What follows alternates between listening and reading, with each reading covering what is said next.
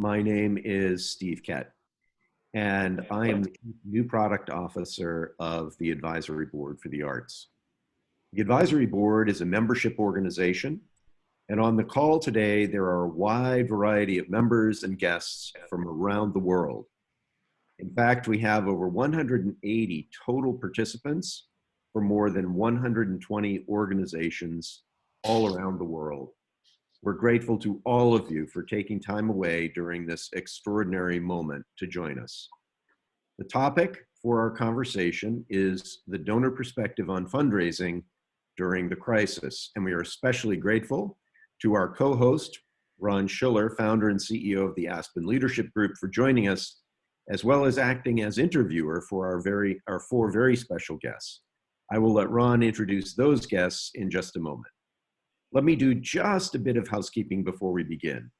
First, if you have a question at any time during the conversation, please type it into the chat box that you will find either at the bottom center of your screen or the top center of your screen, depending upon the view of Zoom that you're using. I'm joined today by my colleague, Karen Freeman, of our Advisory Board for the Arts Research Team, who will keep the Zoom trains running on time and keep track of your questions. Later, Ron will ask our guests to respond to as many of those questions as time permits. In fact, to get comfortable using the chat box, please go ahead right now and enter your name and where you are joining us from today.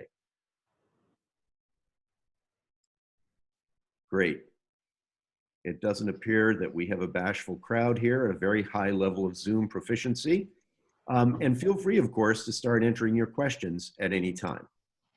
As we begin, we have muted everyone's audio, and this is to keep our discussion moving smoothly, avoid folks talking over one another, and most importantly, allowing everyone to hear our guests clearly. And finally, I want to mention the launch of the Arts Resilience Center. The center is a major initiative by the Advisory Board for the Arts to provide immediate support and services to our members, as well as to the broader arts community during this time of unprecedented crisis. After we conclude today's conversation, you may want to visit our website, advisoryboardarts.com. There, on our homepage, you will see a link to the Arts Resilience Center, and the center contains a wide variety of resources. So please visit and take advantage of those resources. At this point, I'm going to turn the conversation over to Ron Schiller. Thank you. It's good to be with all of you, and I hope that all of you are safe and healthy. Just a word about Aspen Leadership Group. We're very proud to be partnering with the Advisory Board for the Arts on this webinar. Aspen Leadership Group started 7 years ago, based in Aspen and now all around the country. And our focus is on helping philanthropists succeed, basically, and the nonprofit organizations that they support. And we do that through executive search for nonprofit leaders. We do that through other executive coaching, strategic thought partnership services, and so on, working with boards, working with presidents, and working with development professionals and marketing and communications professionals in all parts of the nonprofit sector and in all parts of the country. That work grew out of my own background in fundraising and in nonprofit leadership, serving since 1988, starting at Cornell University, and then several other universities and also other nonprofit organizations, including serving as president of the NPR Foundation. Along the way, I had the great privilege and pleasure of working with some of the most generous people in our country, supporting arts organizations and all other types of nonprofit organizations. My own personal involvement as a board member and as a donor has been in the area, primarily in the area of the arts. For people that I'll have introduce themselves in just a moment, I've had the pleasure of working with in connection with the jobs that I've held, and also coming to know as friends and wonderful advisors on philanthropy. I reached out to them a few years ago in connection with a book that I wrote, giving voice to philanthropists talking about their most successful and satisfying and least successful and satisfying giving experiences. And then I reached out again this past week and asked them how they're thinking about their philanthropy, because we're hearing from all of our clients that they're concerned right now about whether it's an inopportune time to be talking with their donors, and they're not sure how to go about talking to their donors. But I'm also hearing from donors and philanthropists that they're deeply concerned about the health and well-being of their organizations that they've supported, as well as, of course, our communities. So the article, which we will send you following this webinar, had contributions from a couple of dozen philanthropists around the country, and some of those are with us on the webinar today. But the highlights are that most are not pulling back. Some are, where possible, giving more. Those who can't give money are still inclined to generosity, and we're seeing gifts of time and expertise. Those who can give say that they're focusing on the organizations they already support, who have strong relationships with them, who are sensitive in their approach, and who are clear about their most important needs. You'll hear more about that from my friends here, but this is a time to be super clear about what's needed. It's probably not a time to be continuing conversations about 3 and 5 and 10-year commitments, but really thinking, what do we need to make it through this time together? And now more than ever is the time to engage with donors as the essential partners they are in building our organizations, sustaining our organizations, and leading our organizations into the future. It is not a time to pull back. So with that, I'm going to ask Joan, if you would please introduce yourself, tell us about your engagement with the arts and with arts philanthropy over the years, and then following that, Bob, and then Bruce, and then Mike. Joan. Well, thanks, Ron. The commercial is going to be very short. My whole life has been involved with the arts. My experience has been both in the private sector and the public sector. I started out in a humble way at the Illinois Arts Council, worked at the National Endowment for the Arts for several years. I live in Chicago. I have been involved with many arts organizations, most of the music, including the Chicago Opera Theater, Chicago Symphony, and on, but never mind all that. Currently, I'm a trustee of the Juilliard School and of the Harris Theater for Music and Dance. And I'm sort of life trustee for a whole bunch of places, including the Aspen Music Festival and School. I also spent several years in the public sector as the Commissioner for Cultural Affairs for the City of Chicago. And truth be told, I like the private sector better than the public sector when it comes to giving out money. It's easier, it's less complicated, and more satisfying. That do it for you, Ron. Thank you very much, Joan. Thanks. Bob? Thank you, Ron. Good morning, everybody. I must say I am humbled to follow Joan, who is truly a giant in the world of philanthropy and in the arts. And I spent many times speaking with Joan about issues at different institutions that I'm involved with just to get her advice. So it's great to be in the same panel. I have been involved with the arts for many years, and I'll just mention 3 organizations that I have been in the leadership of.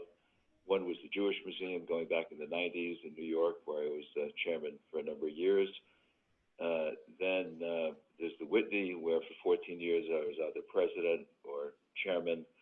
And I was Mike Klein's predecessor, who's going to speak in a few minutes, as chairman of the Aspen Music Festival and School. Thank you. Thank you, Bob. Bruce. My name is Bruce Clinton, originally from Chicago. While I have everyone's attention, I want to make it known that I have started a very aggressive campaign for Joan Harris as president. And we mean business, okay? Much of what we have done with our foundation has some of its origins in things we have learned and seen with the Harris Foundation. So we've got to tie back that way. I'm on the board of the Chicago Symphony and the New World Symphony and a couple of other organizations. And my own, Martha and myself, our primary interest is in the field of music, but we do some other things too. We have, I think, 9 trustees in our foundation. As we've added more independent ones, our foundation has 1 representative of each of the 4 families in our group.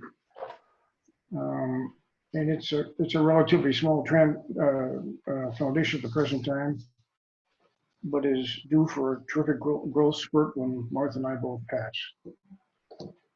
I want to comment that I have had a lot of dealings with Ron and have great confidence and admiration for him. So I think he's a very worthy leader.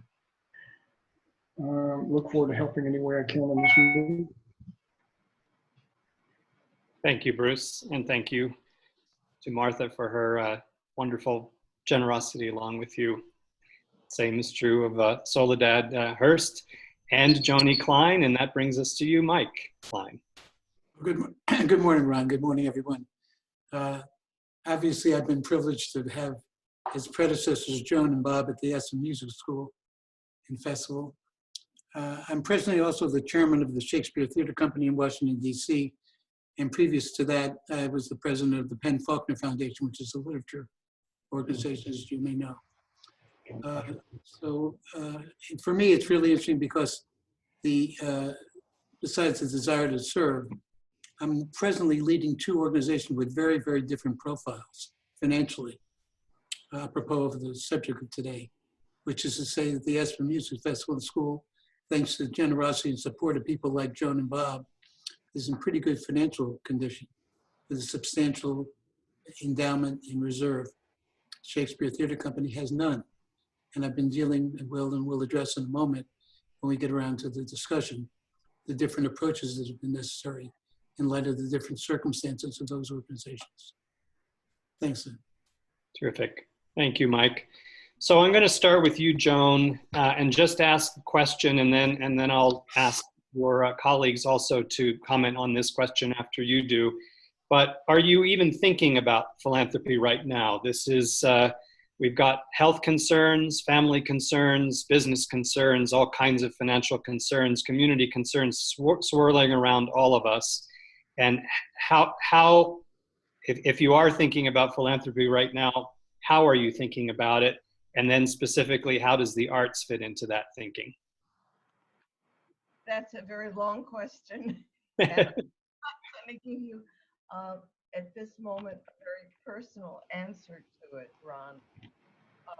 I am no longer officially connected with the Irving Harris Foundation. I continue, on the other hand, the arts portfolio for the foundation, and that will continue during my lifetime, I hope, or until the money runs out. Don't know. So I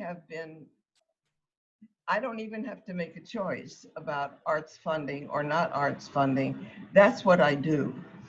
I have a small donor advised fund, which I use with my children, and we can do other things for that.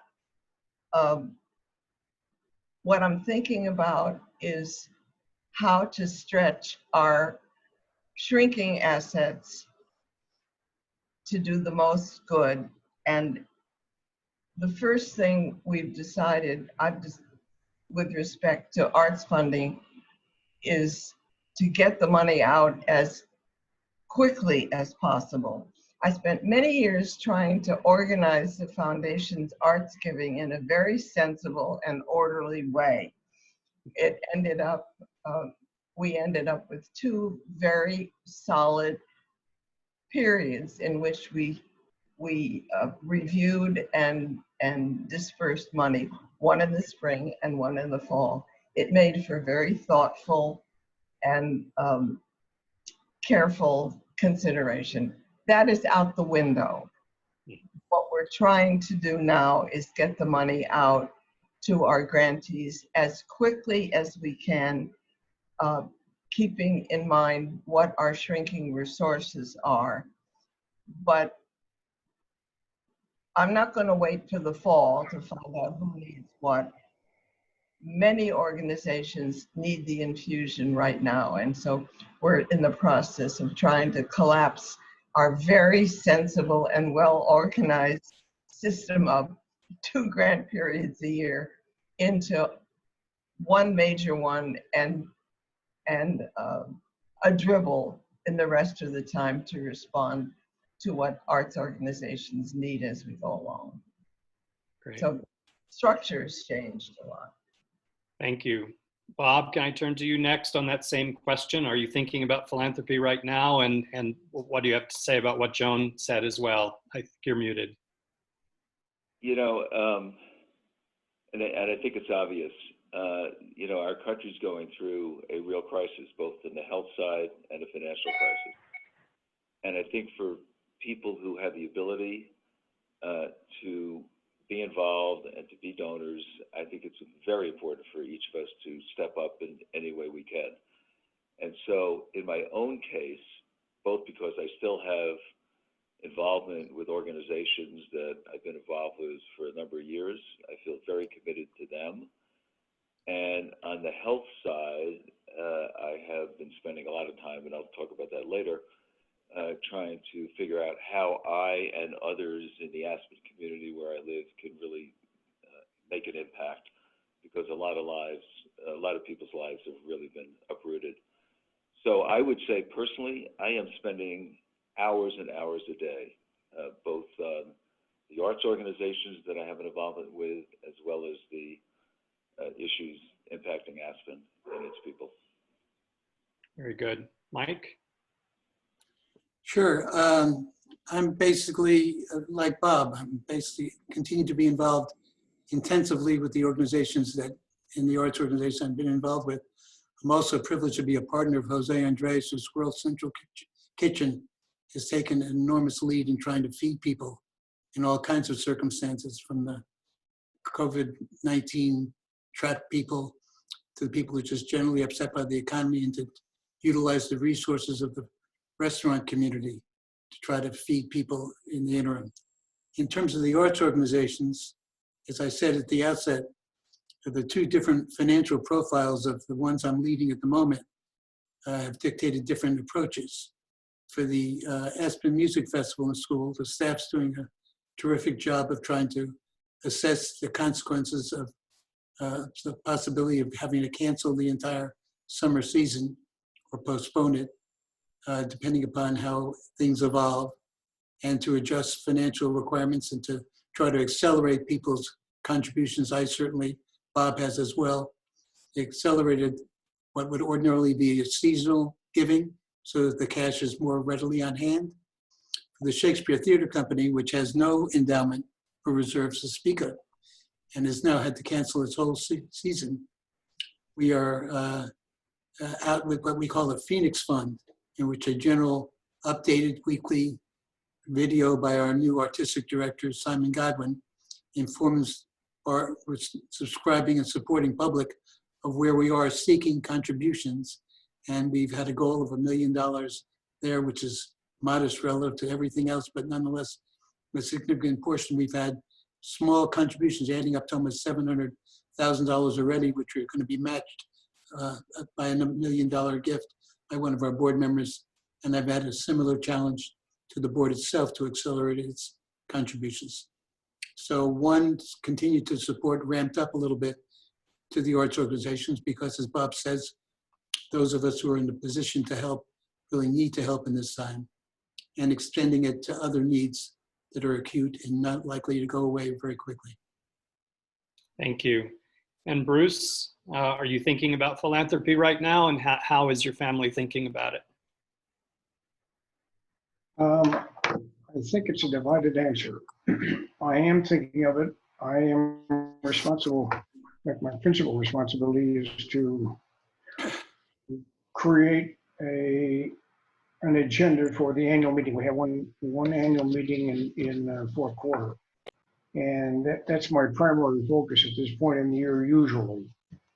The families have, for the most part, identified organizations in their respective communities that they feel they want to be supportive. And so we are sort of reordering our agenda, and we're going to be looking at those probably with a succession of one or two conference calls and then try to do something. The focus tends to be very local in every respect.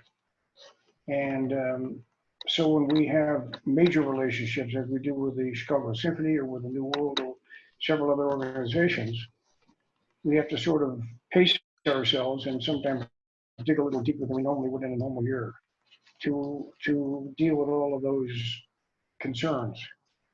I think to anyone that would be on this call, if there's a single personal opinion that I have that's relevant to the current situation, it is to always remember, at least in my view, the development work is not an event, it's a process. It's not a gala or an art show or something. It's a process, and it's based very much, as Ron will agree, on personal relationships. And that's where you go to develop the structural support for an organization. I don't know about, for example, the Harris Foundation. I don't know the extent to which they go outside their own personal relationships, but my impression over the years has been that they either have the relationships when they get started, or the relationships very quickly take root. So if there's a single thing I would say that applies to us, and I think to all the others, is that you want to identify and nurture those personal relationships. Not go in and ask, but go in and be integrated with the lives of the people that have been supporting it historically. And that's the best way to start every direction. Terrific. Thank you. So turning to the next question, I'll start with you, Bob. Are you focusing giving on hospitals and medical research and basic community needs right now, or are you supporting the organizations you've traditionally supported, or are you doing both of those? I am doing both of those. So let me start with the arts organizations that I've been involved in.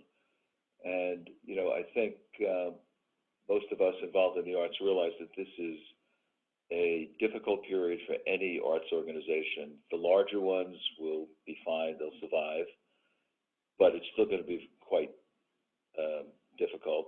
The smaller ones have a real problem because, in general, they don't have unrestricted endowments or endowments at all. And most arts organizations, given what's going on, being closed right now and not knowing when they will open again, maybe being dependent, the larger ones, on tourists coming, it's going to be a very, very difficult period. And so I have spent a lot of time with the organizations I have an involvement with, just really understanding what the financial picture looks like right now, what it might look like, which is difficult to project over the next year or two. Most likely, sort of the approach that those organizations take will evolve, change from what it had been and to something different going forward. But from a philanthropic standpoint, I think all of us involved in organizations have been doing things such as, besides spending time and trying to help with advice, accelerating financial obligations we might have to those institutions like dues, doing things that from a cash flow and other perspective give them the ability to financially survive. I mean, most of these organizations are looking at major deficits going forward and trying to figure out where to get available cash, including taking out bank loans, applying for the PPP, other stuff like that, so they can just manage through the next couple of months. On the social services side, I have been spending a lot of time. And over the last 2.5 weeks, I live in Aspen, a small community. I think we all feel lucky to be here. I and 2 other friends have put together a fund for for Aspen social services organizations.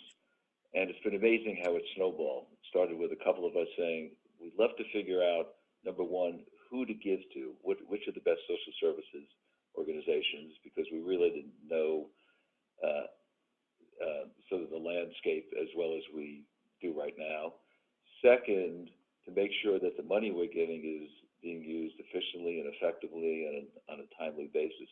And third, to try to fill some of the cracks, because there's clearly going to be a lot or a number of people who just fall through and will live in very difficult circumstances. And it's been pretty amazing. As I said a couple of weeks ago, we got together and said, let's find the answer to these 3 questions. We figured it out. We have raised $3.7 million in 2 weeks for the Aspen community. Every day, more money is coming in.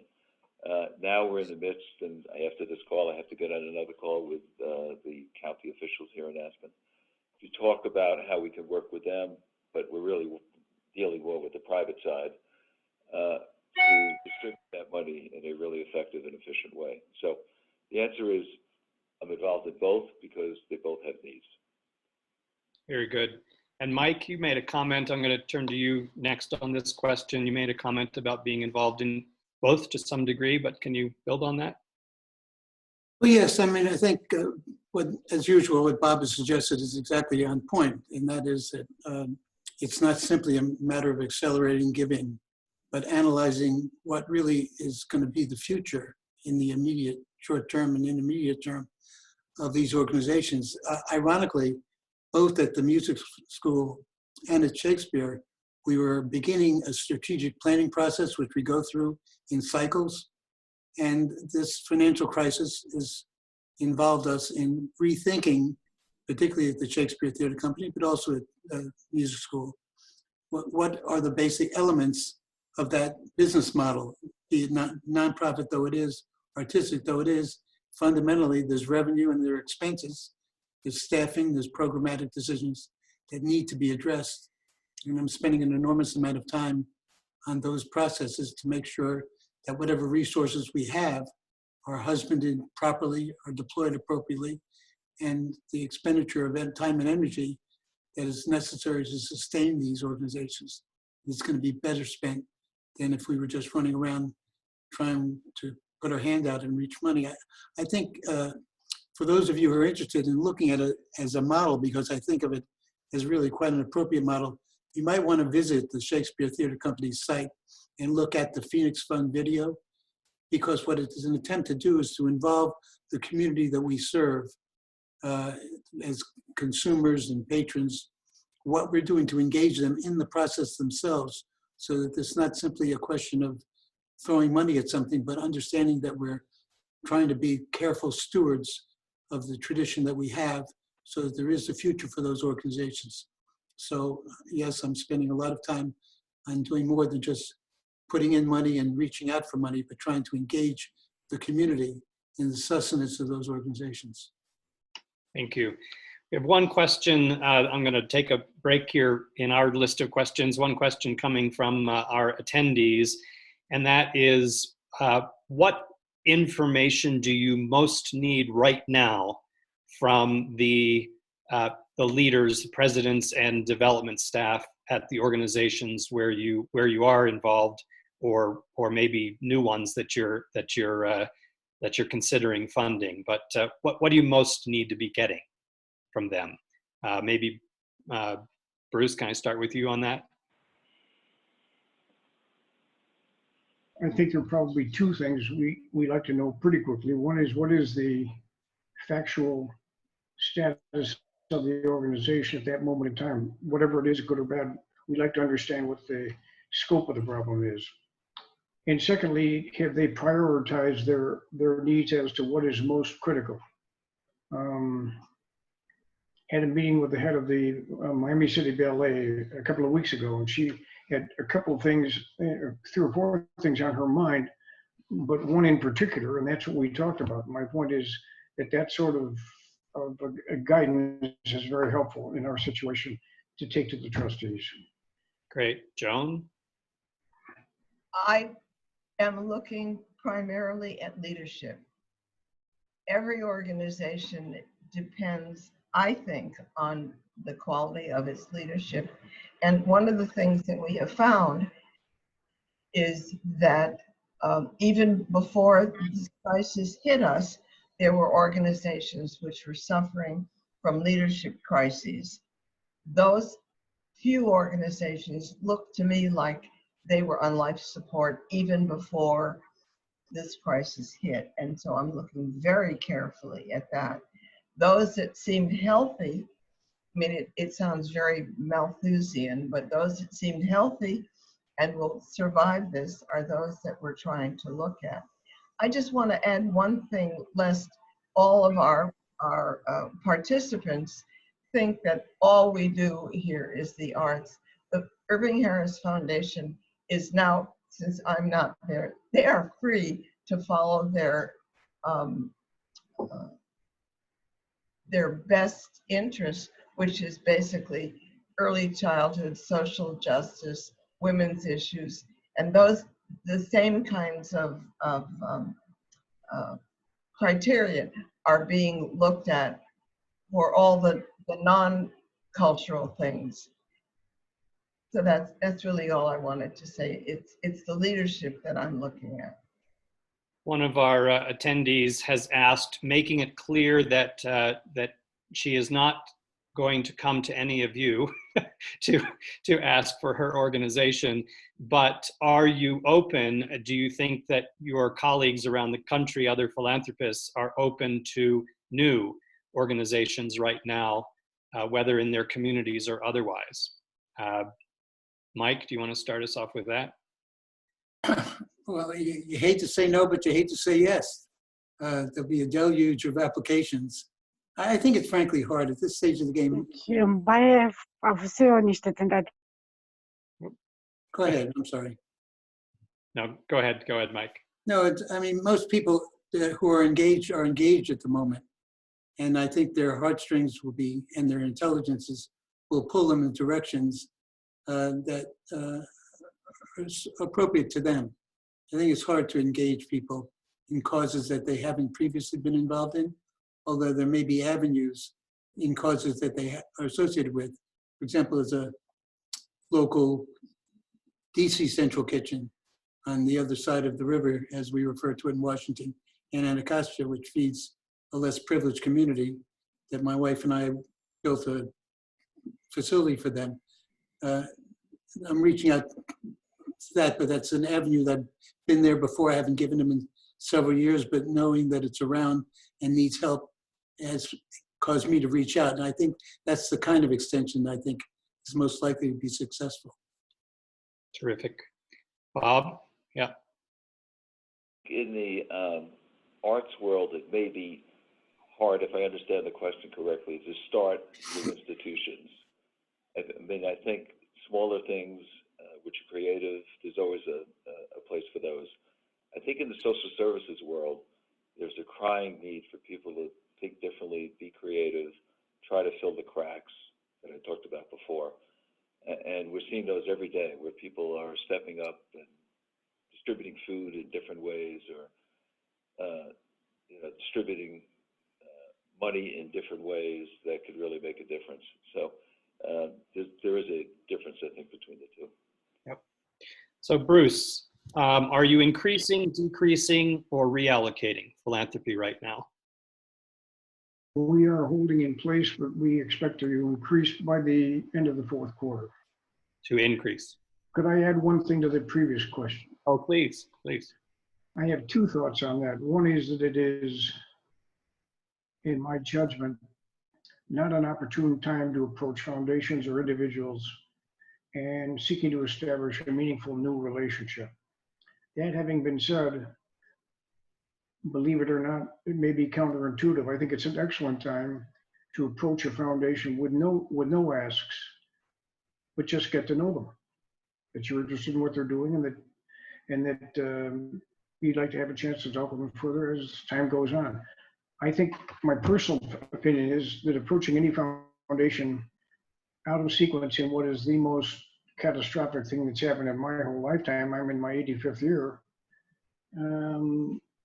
isn't good planning. I definitely would go forward trying to make a personal relationship, but I wouldn't expect them to open up the books for me. Okay. And anyone else on that subject? Bob? Yep. Bob. Approaching foundations is one thing because there's more of a bureaucratic, more of an institutional approach to how they operate. I think individuals of means are trying to figure out how to help right now. If they have a heart and soul, and I think we're all in this together. And I have been amazed at how generous people have been, both in terms of money and spirit and time. And I think it says a lot about America and what we're all about, but it has been absolutely extraordinary how willing people have been to give and to try to help others. We pull together in tough times, and I think it's happening. Yeah. Good. Joan? One thing, we've been skirting around the crisis that we're in now. My experience has always been that building relationships between funders and askers, because I've been on both sides of this. I've been an asker and I've been a giver for a long time, is based on personal, face-to-face getting to know you and meetings. We can't do that now. We're all sitting in our individual places, looking at screens, trying to get to know one another. But it's hard. It's really hard. And we can't do sight visit, can't look in the eye of the person who's asking. So we have to be very conscious of that. Our best giving is way behind us and maybe way in front of us, but there's an impediment right now. Yeah. So we have one question from our attendees about the giving from the larger population. So not just top donors and top philanthropists, but giving from larger organizations to arts organizations. And I'll start by some of the things that I've heard on other webinar calls that I've done, including one a couple of weeks ago with a Women in Development group in New York, which had about 400 participants from all different types of organizations. But in the arts in particular, a few stories that I've heard recently. One is from a friend who is the chief development officer in a museum, and they had their gala coming up. And she and her staff members, of course they canceled the gala, but she and her staff members called every single donor and every single ticket buyer, every table buyer, every ticket buyer individually. And they had 100% of those individuals say, please keep the money, we know you need it. And even joking about, we're not so sad to miss another rubber chicken or another black tie dinner, but please keep the money because you need it. And I've heard that from 3 or 4 other friends across the country, that as long as they took the time to reach out and have individual conversations, that donors were inclined to do what they could, and in that case, let them keep the money. The same, I think, has been true. I've talked to orchestra presidents in particular, but some other performing arts presidents, and heard a lot of subscribers who were willing to again, not ask for refunds for canceled concerts. But again, it was that personal touch that made a significant difference. And so I wonder whether any of you have observed similar kinds of behavior and what your thinking might be about or arts organizations continuing to stay in touch with those regular donors, regular subscribers at all levels, just and ask if they can't do something that would help the organization through, even though right now it might not be buying a ticket or might not be buying a table, for example. Anybody want to jump in on that? That's exactly what we've been doing at Shakespeare with the same result. That $700,000 that we raised in the Phoenix Fund is overwhelmingly individual subscribers and patrons donating money in addition to giving up their tickets or waiting to see whether or not the tickets will be replaced for plays that are being postponed. So I urge people to do that very much. And that's the reason that I mentioned looking at the effort that the internet has given us to be in communication on these issues with our audiences and our patrons, because it's a way of establishing what we cannot do as we're stuck in our little enclaves, our homes, but we can do in a way of a mass communication that nonetheless can be effective if it's properly done. Very good. Any others? Bob? You know, I would just say, as I said this earlier, I think people really do want to help. And if they're devotees of the Philharmonic or whatever in whatever city, you know, they understand what that institution is going through. If they love the Whitney in New York, they understand. If they're residents of Aspen, you know, they do understand that, you know, we're all a community, like the music community, the art community, the town community, but you know, we're all going through this together, and it's an interesting period because we're isolated, we're not communicating the way we used to communicate, but I think, you know, most people are trying to adapt to it, but the most important thing is I have at least seen this, they have great generosity of spirit and willingness to help out. So another question from attendees. A number of organizations are right in the middle of capital campaigns, right in the middle of endowment campaigns, and so on. You know, is this the time to be continuing to talk about endowment, or is this a time to now shift focus entirely to current needs? What are your thoughts on that? Bruce, can I start with you? You can. My answer is this isn't the time. I wouldn't have 3 or 4 urgent priorities at the same time. I would be trying to, rather than build a nest egg now, I would be trying to sustain myself and get additional funds if they're needed to plug the holes for lost revenue. I thought of one vignette, if I can add it, to the earlier discussion about starting a new cause. A fellow trustee from the New World Symphony sent an email to some of his colleagues and said that he and his son were starting a program here in Miami to buy fresh meals for emergency personnel, EMT, you know, I'm trying to say the word, ER people, anybody that's working in the sort of the rescue effort. And we kicked in to that cause, which I think unifies what we've been saying all along. It's partially based on the merit and partially based upon who asks. And the most important thing anybody could do in your field at the moment, in my opinion, is to keep in touch and nurture the relationship just because it's the relationship. Terrific. So Mike, I'll turn to you. Fundraisers are worried, we've talked a little bit about this, but that it's an inopportune time to reach out to donors. They're top donors, they're annual fund donors. What would you say to them? I don't think it's a bad time. I think it's an important time, just picking up the theme of the previous commentators. It's a perfect time to try to maintain contact and to engage people in the process of understanding what you're going through, not simply what you're suffering, but how you're coping with it, what planning and analytical steps you're taking to sustain yourselves, to engage them as partners in the process, because that's what they want to feel like and want to be. And different people have different ways of participating. But I think maintaining constant contact establishing and reuniting that relationship is critical. I think every device and mechanism that's possible to be used at this time should be used. And Joan, what would you say about that?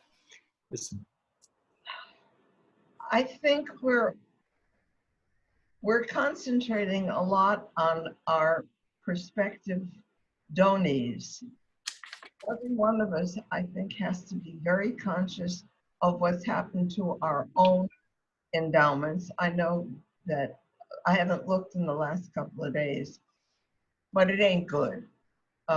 We're all going to be taking a hit, and we're all going to be having to reprioritize and reorganize our giving, doing the very best we can. It is a realistic assessment that we have to face. We're not going to have, at least in the short term, the same amount or degree of funds available to do all the things we want to do. So we're going to be making some very hard choices, and I, for one, I'm not looking forward to this. I have to kind of keep my anger at a low level so I can keep going, because if I allow myself to try to point fingers, I'm not going to get anywhere.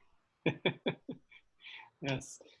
Bob, what would be advice to fundraisers? And Soledad gave a really beautiful answer to this when we talked the other day, and wonder if you could talk a little bit about that and add your own in terms of sensitivity to donors.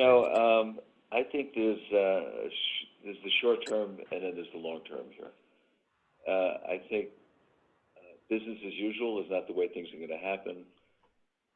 Trying to expand a capital campaign right now is not the right thing to be doing.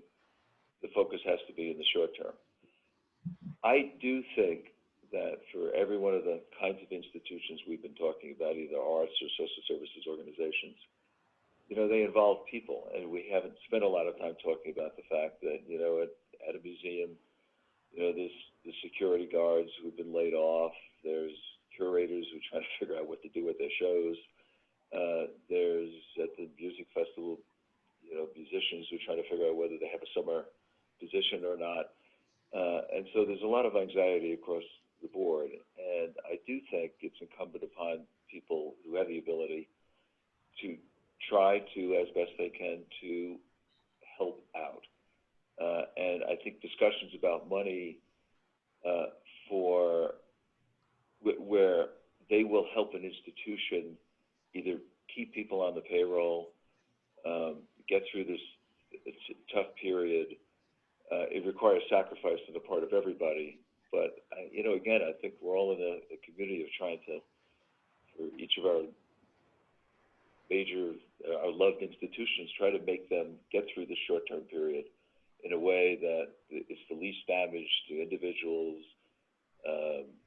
their visitors, every aspect of who is part of their community, so that, they're a stronger institution once we come out of this. Who knows how that'll be. So I do think there's receptivity to talking about funding and helping get through the tough period that we're in right now. So when I wrote the book that many of you contributed to several years ago, which is called Belief and Confidence, Donors Talk About Successful Philanthropic Partnership, one of the key findings in all of those conversations is that leading philanthropists at least view, and I think it's true of most individuals who give major gifts, they view themselves as part of the organization, not as outsiders. And they talked about a lot of the giving decisions that they made, the most satisfying giving decisions, as having been in large measure self-solicited. And so when I probed that question further, I said, well, does that mean we don't need a president or we don't need a development staff? And the answer was no, but their role is not to ask me so much as it is to help me give successfully, to give me the information I need, to give me the engagement I need, the involvement I need in order to make gifts that are successful. It would seem to me in this particular time that one of the most important things that a fundraising staff could do is just that. Help people who are inclined to be generous, have been generous to those organizations over many years. Help them figure out how to do it right now, how to be most successful, most impactful right now. Does that resonate with you? Mike, I see you nodding. It's the gospel by St. Ron. No, I completely support that position. It's part of what I've been trying to say before. The reason to stay in touch with donors is not necessarily to shake their pocketbook, but to shake their hands at the moment, contact notwithstanding, and basically say, here's what we're doing to preserve our mutual commitment to this institution, and to make them feel as though they're part of a continuing process of sustaining the organizations to which they've already made commitments. Very much believe that. Bruce?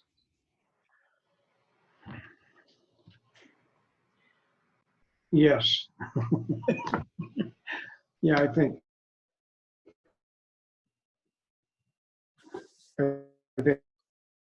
that says it well.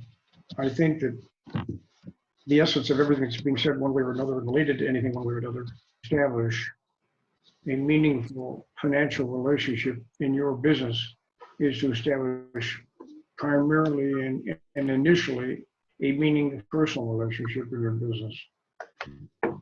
And to those that you might have talked to that think this is the time to just sort of pull back because we're family, and calling to check in and see how they're doing with it and what they can do. I don't know if that's helpful, but that would be my answer. Yeah, very good. And Joan, you the last word on this one. Well, I'm thinking during this conversation, a number of extraneous thoughts have come to my mind. If you don't mind, I'm going to share those with you. Please. One thing, those of us who are involved in the arts we have to remember and not just put it to side. The arts are among the most labor-intensive industries, parts of life that we know. Music can't go on without players and actors and what have you. So that the arts are enormously impacted, and it's the artists who are now out of work. We've been talking a lot about institutions, but we have to remember that somehow or other, we have to find ways to help the artists who are not working. And that goes all the way from the world-class artists to the pit musicians to everybody.